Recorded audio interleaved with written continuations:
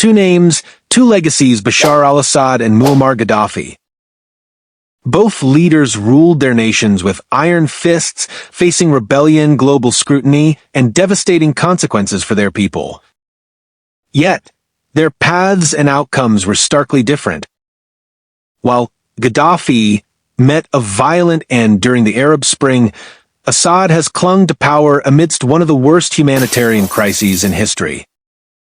What were their biggest faults? How did their actions shape Libya and Syria? And most importantly, what does the future hold for Syria under Assad? Stick around as we dive into this gripping comparison.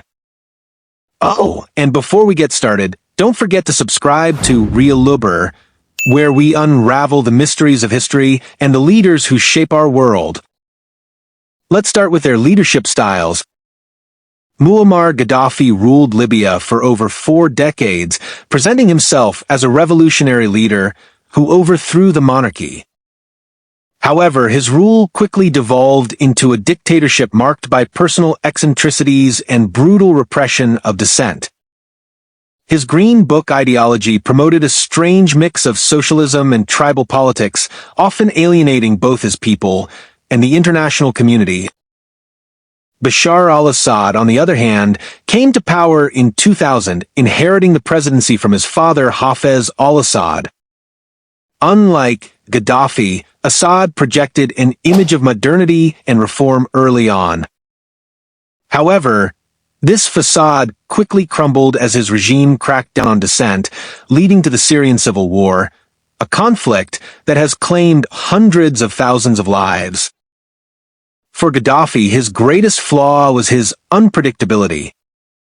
From sponsoring international terrorism to funding rebel movements, Gaddafi isolated Libya on the world stage.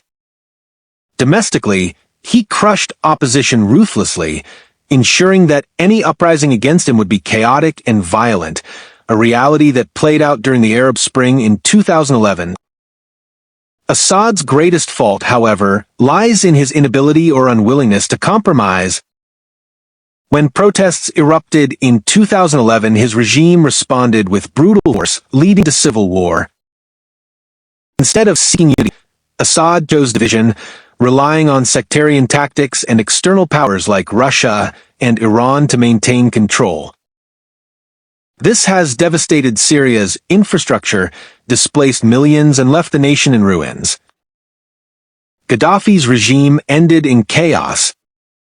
After his violent death in 2011, Libya descended into civil war, becoming a fragmented state plagued by militias and instability. His downfall left a power vacuum that the country struggles to fill to this day. In contrast, Assad has managed to hold on to power, but at a tremendous cost. Syria remains a battleground, with vast areas controlled by various factions. Assad's survival has come at the expense of his people, with millions forced into exile and an economy on the brink of collapse. The question remains, can Syria ever recover under his leadership? In contrast, Assad has managed to hold on to power, but at a tremendous cost. Syria remains a battleground, with vast areas controlled by various factions. Assad's survival has come at the expense of his people, with millions forced into exile and an economy on the brink of collapse. The question remains, can Syria ever recover under his leadership? While Muammar Gaddafi's reign ended with his death, Bashar al-Assad continues to cling to power in a shattered nation. Both leaders have left legacies of division and suffering, but Syria's future still hangs in the balance. Can Assad lead a path to recovery, or will Syria remain trapped in turmoil? Let us know your thoughts in the comments below. And don't forget to subscribe to Real Libya, where we explore history's most complex figures and their impact on the world. Thanks for watching, and see you next time.